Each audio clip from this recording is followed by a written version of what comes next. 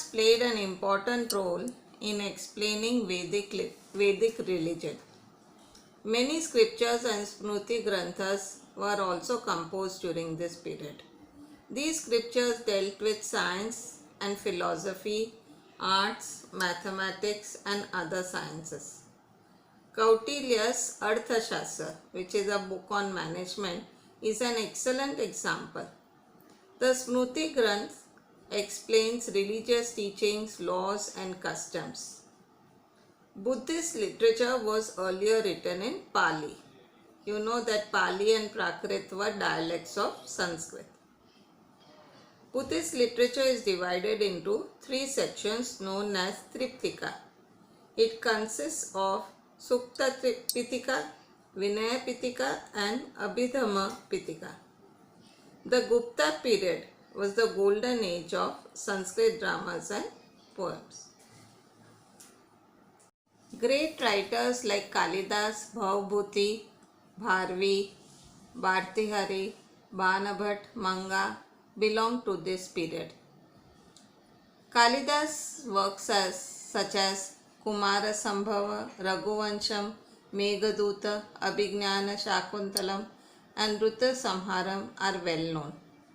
Bana wrote Kadambari and Harsha Charit, which is a biography of King Harsha. Bhavabhuti wrote Uttar Ramcharit. Bharvi wrote Kirat Arjunyam, which describes how Arjun met or Arjun's vision of Lord Shiva as a Kirata, that is a hunter. Vishaka Datta wrote Mudra Raksha, and Dandi's Dashakumara Charita are well known. Gujarati literature. Gujarati literature was enriched by the literary contribution of Narsi Mehta, Mirabai, Dayaram, Akho, Premchand, Pritam, and others. They composed beautiful songs, narrative poems, and chappas. Chappas, you know, are short poems, rather like the Japanese haikus. Scholars like Narmad, Navalram, Kishorlal, Mashrubala, Pannalal Patel, Umashankar Joshi, Mahipatram, Ruparam Nilkant, Govardharam Tripathi, and enriched Gujarati literature. Dravidian literature. Tamil, Telugu, Kannada, and Malayalam are Dravidian languages. 3 literary gatherings or sangams were held where sages and poets recited their compositions. Works contained themes like politics, war, and love. This body of literature includes Ethakoi, composition of 8 poems, Tolkapiyam, which is grammar, and Patapata, 10 songs. Tiruvalluvar wrote Kurai in verse form, which deals with aspects of life and religion. The Shilpadikaram and the Manimekalai are some famous works of this period. Medieval literature. So now we move on from ancient literature to medieval literature. In North India, 2 great works, Somadeva's Katha Sarit Sagar and Kallana's Rajatarangini, were written. Katha Sarita Sagar is a collection of small stories, rather like the Panchatantra. Geet Govind by Jayadeva is one of the finest poems in Sanskrit literature. Apabhransh languages transformed into modern Indian languages during this period.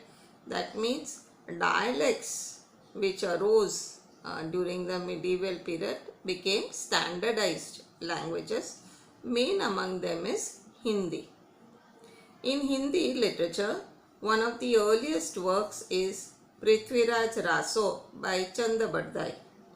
It narrates the exploits and heroic deeds of Prithviraj Chauhan, who was defeated by Muhammad Ghori by treachery. Prithviraj lived during the 12th century.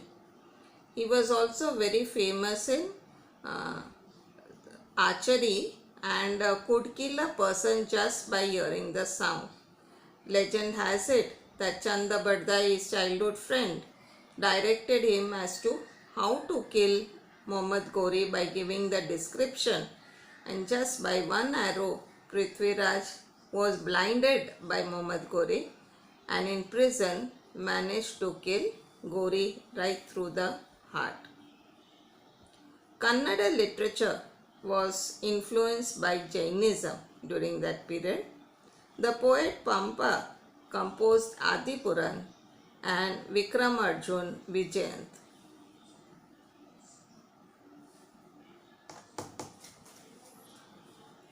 Poet Ponna wrote Shanti Puran, which describes the life of the 16th Jain Tirthankar. Poet Ranna wrote two books, Ajit Natha Puran and Gada Yudh. The poets Pampa, Ponna and Ranna are known as the trio of early Kannada literature. Poet Kamban composed Ramayana in Tamil. The rise of the Delhi Sultanate gave rise to two early forms of Hindi. One is Khadi Boli and the other is Brij Bhasha. Alba, Uday and Visal Dev Raso were heroic stories written at that time. Chandrayaan, written by Mullah Daud, is the oldest book in Avdi language. Persian was the official language of the Delhi Sultanate, and Ziauddin Barani wrote the Tariq-e-Firoz Shahi, which gives a detailed account of Khilji, that is Alauddin Khilji, and the Tughlaq kings. Muhammad Tughlaq is well known. He also wrote Fatwa-e-Jahangiri, which is about King Jahangir, the great Mughal emperor.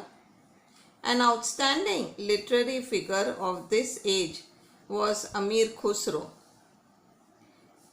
He was a poet, historian, mystic, saint and composer of music. He was a disciple of Nizamuddin Aulia and wrote Ashika, Na, Sifir and Kiratul Sadian, Khazainul Futeh. He has praised India's flora, fauna, architecture, knowledge, etc. He wrote many verses in Hindauli, a dialect of Hindi spoken around Delhi at that time. He has written bilingual quatrains. Quatrains are verses of 4 lines in Hindi and Persian. Bhojpuri and Avdi were major dialects. Kabir, poet and saint, mainly wrote Sadhu Khadi. His dohas have become very famous. Malik Muhammad Jayasi wrote Padmavat in Avdi. Tulsidasa's Ramcharitmanas is also in Avdi. Kritavasa wrote Ramayana in Bengali. Other famous poets were Chandidas, Saint Chaitanya, Narsi Mehta, who wrote devotional songs in Gujarati, and Namdev and Saint Eknath, who wrote in Marathi. In Kashmir, under the patronage of Zainul Abidin, the Mahabharata and Rajatarangini were translated in Persian. In the reign of Vijayanagar king Raja Krishna Deva Raya, Telugu and Sanskrit literature flourished. He wrote Amukta Malya literature during Mughal period. Babur was the pioneer of Turkish poetry and wrote Tuzuke Babur, his autobiography. Gulbutan Begum, sister of Emperor Humayun, wrote Humayunama. Jahangir wrote Tuzuke Jahangiri, his autobiography. Aurangzeb was a prolific writer And Bahadur Shah Zafar, the last Mughal emperor, was also a notable Urdu poet. So the contribution of Mughal emperors to literature during that period is immense. Hindi literature flourished during Akbar's reign, largely because he was such a benevolent king. Tulsidas, Surdas, Keshav Das and Rahim were famous poets of this age. Abul Fazl wrote Ain-e-Akbari and Akbarnama. Ain-e-Akbari gives details of Indian customs, manners, religion, philosophy, economic life, etc. Abul Fazl's brother Faizi, a great Persian poet, translated many works of Sanskrit literature into Persian. So you can see how there was an intermingling of literature of different languages. The birth of Urdu language gave rise to great poets like Ghalib, Iqbal, Abdullah Khan, Nazir Akbarati, Mir Taqi Mir, Wali, Mir Dard, etc. Muhammad Hussein's Darbar-e-Akbari is one of the best works of Urdu language. The last part of this chapter deals with ancient universities of India. There were 4 great ancient universities in India which were more or less contemporary. These were Nalanda, Takshashila, Kashi and Vallabhi. Nalanda was situated at Badgaon village of Patna district in Bihar. It gave importance to Buddhist and Jain traditions and also became a place of pilgrimage for Jains as Mahavir Swami performed 14 Chaturmas there. Kumaragupta built a monastery in the 5th century, and it was during 5th century to the 11th century that Nalanda was a reputed center of education. Chinese traveler Yuan Sang visited Nalanda in the 17th century and took 657 books back to China. So we can see the exchange of knowledge between India and China. Students from India and abroad used to come to study and research at Nalanda. There were 7 huge halls and 300 rooms for delivering lectures. The book repository, which you know as a library, was known as the Dharmagunj. It had precious manuscripts and priceless treasures. Special monasteries were also built for the students and food and clothing was provided. Villages were donated in order to sustain the university. The second great ancient university was Takshashila. It was located at Rawalpindi in present-day Pakistan. It was the capital of the ancient Gandhar region. The university imparted education in 64 subjects.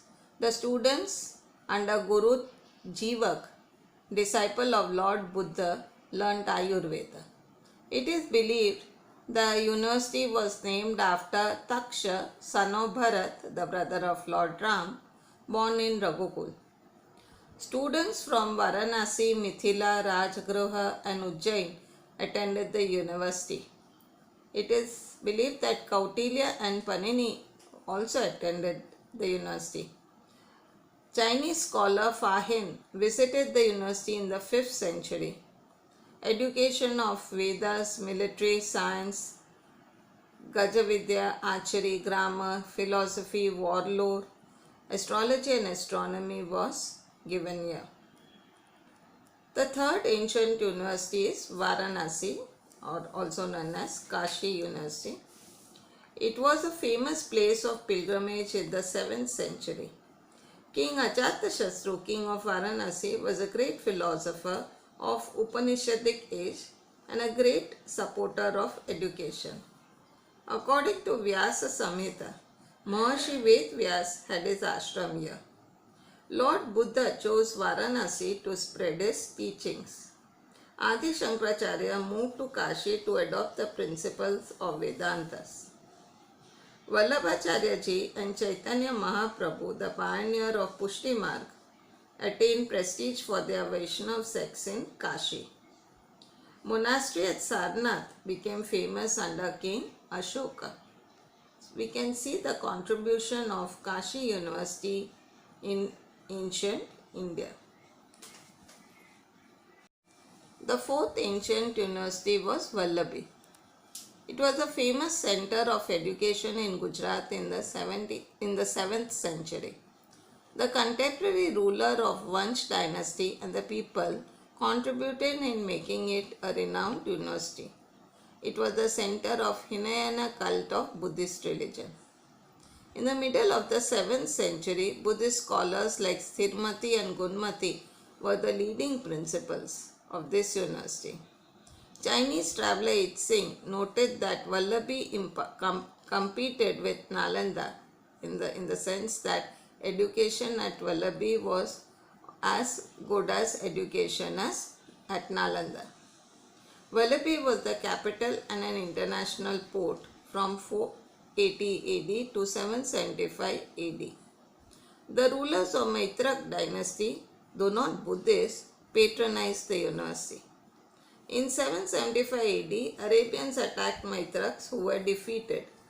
Consequently, the university was closed down, but will always be remembered for its excellent education and treasure of knowledge.